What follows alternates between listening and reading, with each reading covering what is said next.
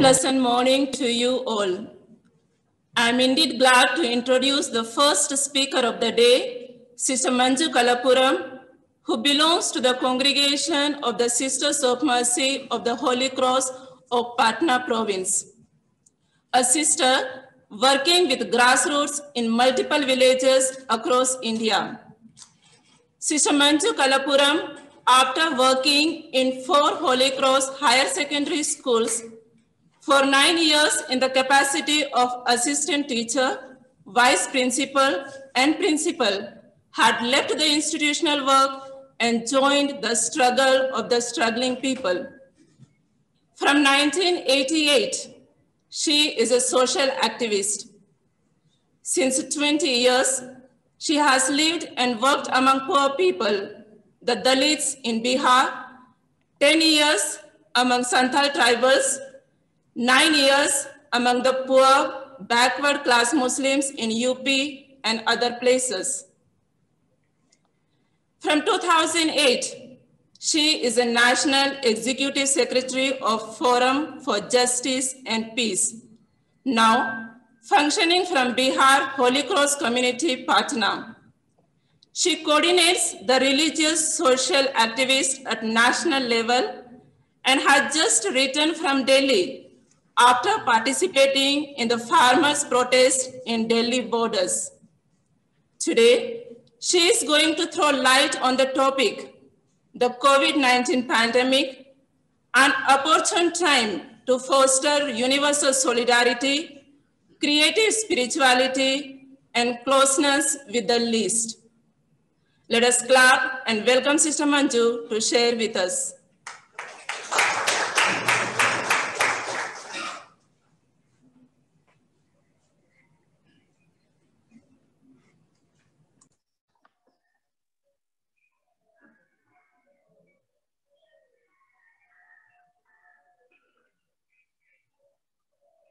Good morning to everyone. Am I audible? Yes. Yes, sister. Something happened? Okay. It's loud and clear. Loud and clear. Yes, you're audible, sister. You're audible. Thank you very much, sister, for that elaborate introduction of me. At the outset, I thank Brother Poiraj for inviting me to speak on the topic, the COVID-19 pandemic, an opportune time to foster universal solidarity, creative spirituality, and closeness with the least at this webinar. All of us know that on March 25, 2020 started the first day of lockdown in India due to COVID-19 pandemic, and normal life came to a standstill. When I think of the COVID-19 pandemic and lockdown, the first thing that comes to my mind is the plight of the migrant workers. With the factories and workplaces shut down and lockdown restrictions putting a stop to public transport, millions of migrant workers had to deal with the loss of income, food shortage, and uncertainty about their future. Soon after the central government directive in late March, state governments set up camps to house lakhs of migrants and stop the exodus. At the same time, thousands of migrant workers were seen walking or cycling hundreds and thousands of kilometers to go back to their native villages, some with their families. Many did so while hungry. Social distancing was not possible for these migrants since they were traveling in large groups. According to some of them, they would rather die from the virus at their own villages than starve in the faraway places because of no work. Many were arrested for violating the lockdown after being caught in interstate borders forests between states, and even on boats to cross rivers. Some of the migrants died of exhaustion. Some died in accidents on the roads after walking or hiding in vehicles. When I reflect on the plight of migrant workers and my own helplessness in the face of it, I find it as a reenactment of the way of the cross in the 21st century. According to our Christian understanding, any cross embraced with love leads to the resurrection. This has been my experience ever since the journey of my own life took a turn towards the peripheries. And during this pandemic era, I saw this happening also in the lives of many migrant workers who showed to the world that pain and death do not have the last word. I take the story of the 15-year-old Jyoti Kumari Paswan as it gives great consolation and is a sign of hope. A second-hand cycle bought with ₹2,000 and a bottle of water was all that Jyoti had when she decided to take her ailing father from Sikandarpur in Haryana to Darbhanga in Bihar. Jyoti pedaled close to 1,200 kilometers across 8 days with her father sitting behind to reach Sikandarpur. Though their long, dreadful journey had many stations of the cross, it was also dotted with experiences of goodness and gratitude. They encountered many good Samaritans on the way. At some places, we would get a proper meal, sometimes just biscuits, but we managed, said the father. Jyoti got unexpected recognition on the completion of their journey and the promise of a sporting career. For her, this must have been surely an experience of new life, which we call as resurrection. Some of you may wonder why I have begun talking about spirituality in connection with the lives of the marginalized people. Perhaps sharing something of my personal life would throw light on how this spirituality evolved in me. I was born and brought up in an ordinary traditional Catholic family. From middle school onwards, I wanted to become a missionary to teach the children under the trees. I joined Holy Cross after completing BSc and was sent for post-graduation without the usual formal conjugacy program. During the formation days and 2 years after profession as a junior sister, I followed all spiritual exercises very faithfully. Slowly, I lost interest in reciting and saying the vocal prayers, novenas, etc. I began to understand prayer as a deep union with God, with myself and with others, creation, nature, cosmos, etc. I found it necessary to spend time in contemplation, reading, and reflection. In 1988, after 9 years of profession, I got permission to opt for social action and joined the 1-year training program for social action under the leadership of Father Philip Mandra SJ, Sister Amala SND, and team. It was during that phase that I got initiated into incarnational spirituality. In Jamsouth village, when I saw the poor Musahar woman laying her child in the basket, which she uses to carry things, putting hay underneath, and with some old clothes covering the child, and keep the basket in the sun in the severe winter season in December to give warmth to the child, it struck me very much.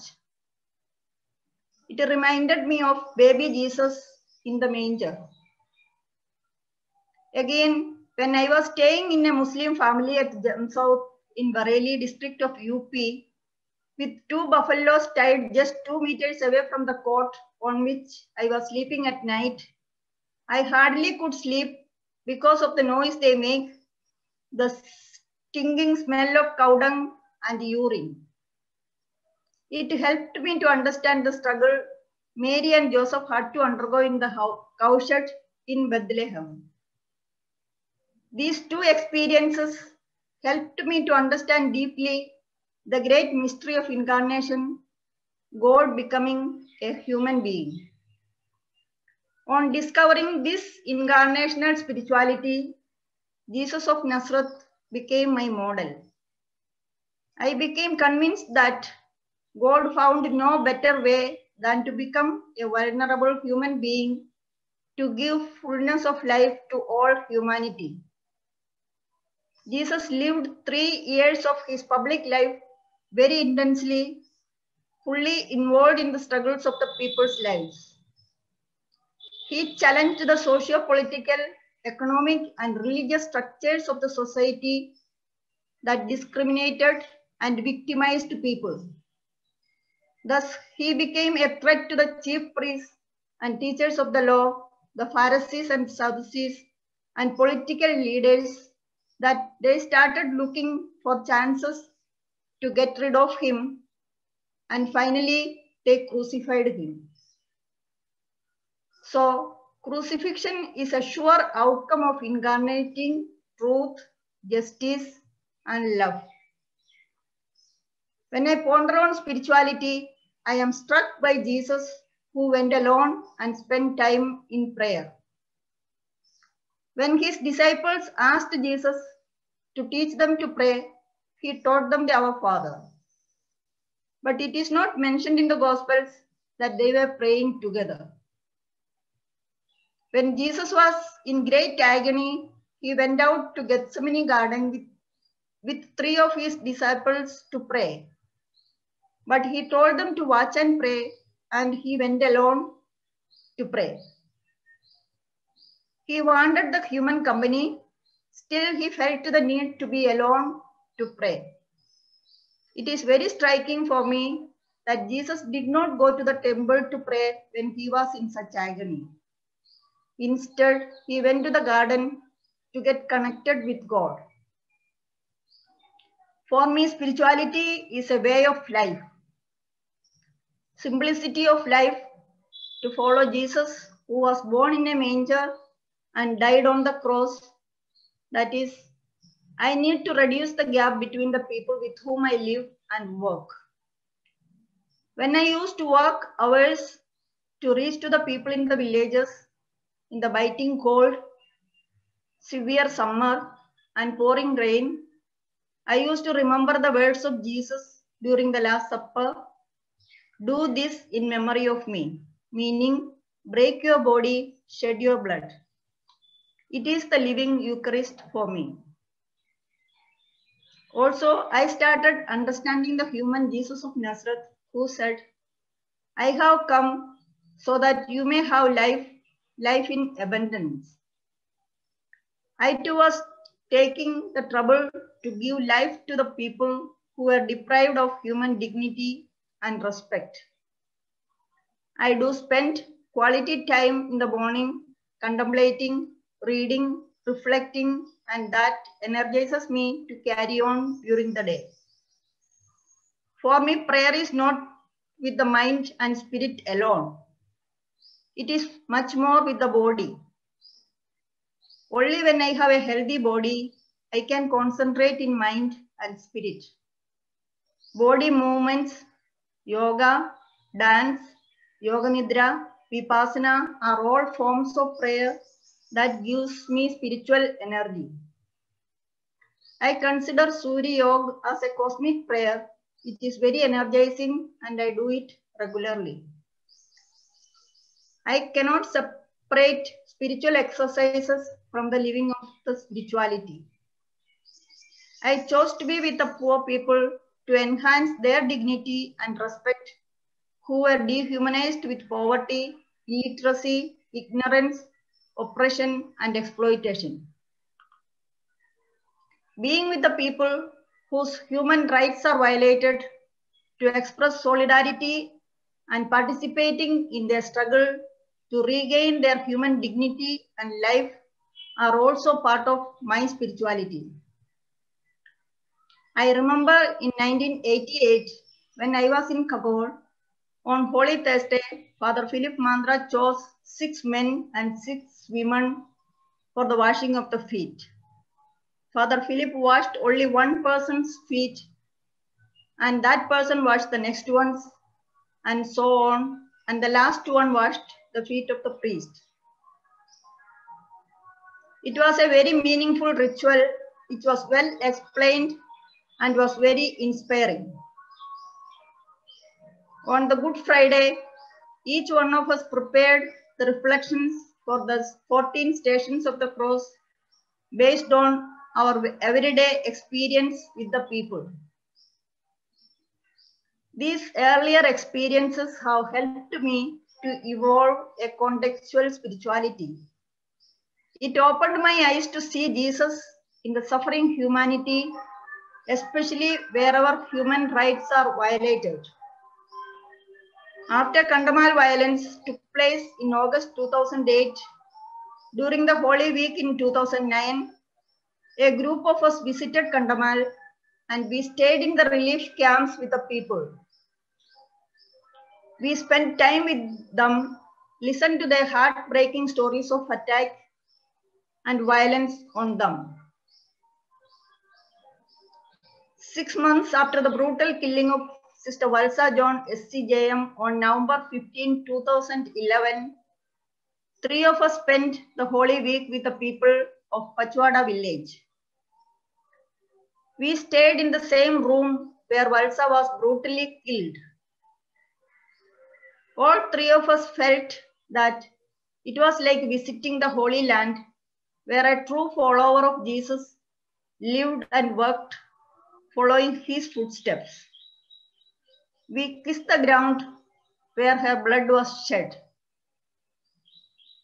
Perhaps reflecting on Valsa's life would give us deeper insights into incarnational spirituality. Valsa was staying in Pachwada village around 10 years, and she went around from house to house, building up relationship with the people and creating awareness among them about the effect of displacement. Thus, she became their Didi, elder sister. The people stood together to fight against the Panem Company for some time.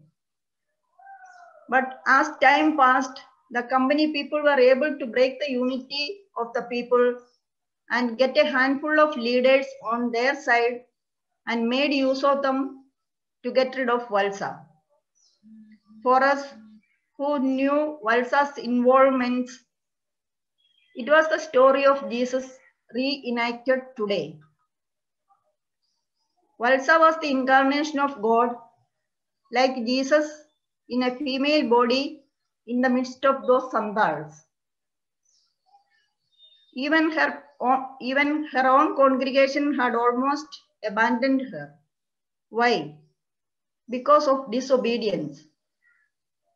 The Panem Company people had managed to influence her superiors to call her back from the villages so that they can carry on with the coal mining. But true to her call from God, Valsa could not accept that. So she was disobedient according to the superiors. The people were living in fear and trembling after Valsa, their leader, was brutally killed. By being with them and allowing them to tell the story of Valsa, what she was doing there for their sake, we were able to instill some hope and courage in them. That was our Holy Week celebration. Later, Forum took up the project and the documentary film on Valsa John, Taking Side, was made.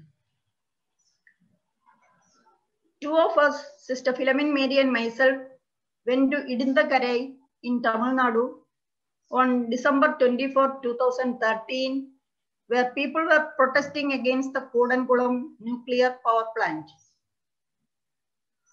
As we reached there, we went around and met the fisher people and got some idea of their lifestyle, totally depending on the sea. During the vigil mass on 24th night, though the sermon was in Tamil, I could understand that the priest was telling them, Jesus is being born today in our Poratam, means protest. After mass, both of us slept with the protesting women on the seashore under the pandal. That was a deep experience of Christmas, real incarnation for us. Coming back to COVID-19 pandemic and closing down of the churches during Lent, I found the Eucharist being enacted in the lives of the people here and there. On the Holy Thursday, some families and centers had very meaningful services. In some families in Kerala, parents washed the feet of their children, and husband and wife washed the feet of each other, and the head of the family cut the Pesaha Appam, the special bread prepared on Holy Thursday, and distributed to each member of the family, and all sat together and ate their meal. Maybe I will conclude sharing my experience of joining the farmers' protest in Delhi from January 21st to 27, 2021, which for me was a deeply spiritual experience. As you would know, the farmers started their protest in Delhi borders on November 26, 2020. In the biting cold, they are spending days and nights in the open air. Visiting them at the protesting sites at Singhu, Ghazipur and Tikri borders and spending time with them was a time of spiritual encounter. It was amazing to watch how the people went about with the different activities so peacefully. Usually from 11 a.m. to around 4 p.m. they have public gathering. It struck me when I heard all the 6 speakers saying in the beginning and at the end of their speech, Vaheguru Ji ka Khalsa, Vaheguru Ji ki Fateh, which means, hail the Lord God to whom belongs the victory. It also means purity belongs to Vaheguru, the Creator, and victory also belongs to God. We went around meeting people, listened to them, told them that we came from different places to express our solidarity. We found the people very friendly. We too stood in line and received the food, roti, sabji, rice, etc. and ate with them. I felt that it was table fellowship about which Jesus told. They were happy that we shared their meal.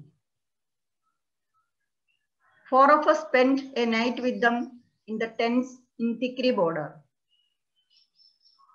There was no mask and social distancing in the borders.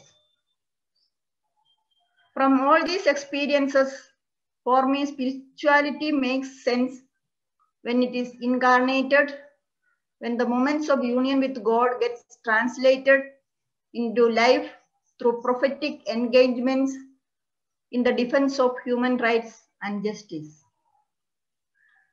I conclude by quoting Tony Herbert, S.J., who wrote a note on Father Stan's spirituality on February 12th. I quote, Stan has often been criticized, has received negative comments for not attending the daily Eucharist, as is common in our religious houses, unquote. Tony ends his text by saying, again I quote, for sure, where Stan is now, he is not attending Mass, but he is truly living his Eucharist, unquote. Thank you.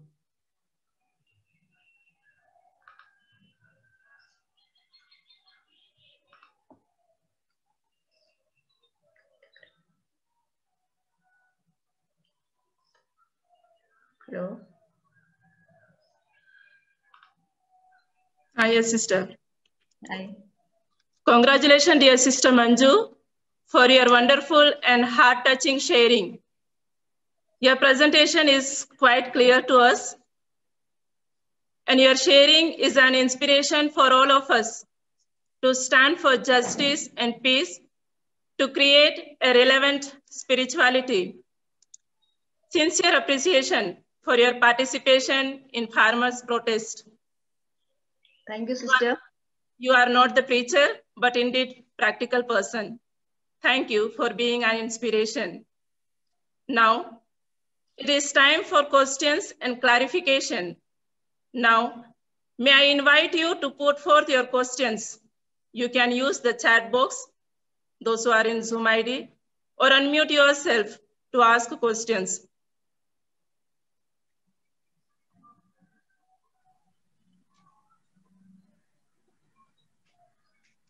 I would like to ask a question. At the beginning of this webinar, I think it was Father Varghese who introduced the webinar, and he said that, yeah, this is for religious and consecrated life. I want to know, because the experience of Sister Manju living among people, shouldn't it be the spirituality of every Christian? Why should it be the spirituality of only consecrated people?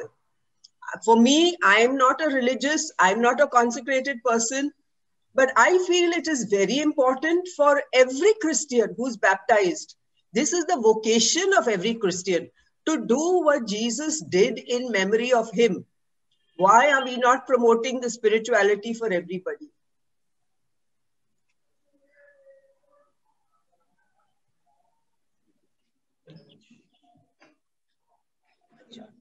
Yeah, Sister Manju, you can just respond to it. Yes. I need not respond. If we are followers of Jesus, there is no other way. This is what I feel. Whoever it is Christian, not even Christians. Actually, there are so many others.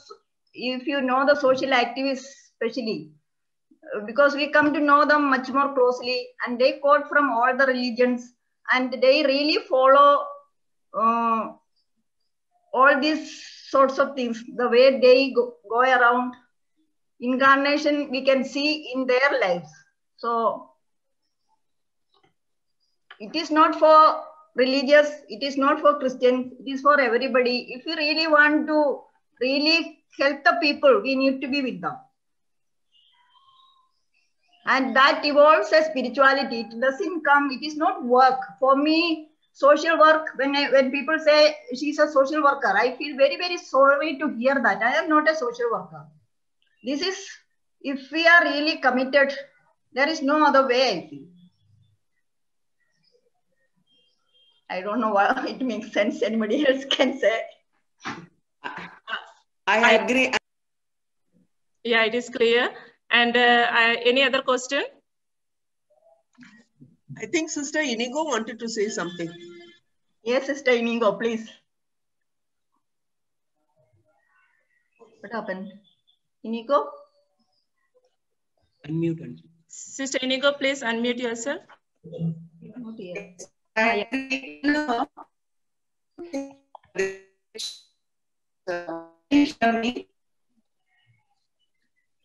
Can you hear me? Yes, Sister Inigo, line is poor, I think poor network. I don't think that the spirituality is lived only by religious priests. The fact that Stan is only one priest, all others are not priests or nuns. So many people don't say that they are living in theological words, but they are living Jesus' life. So the lay people are much more challenging our life.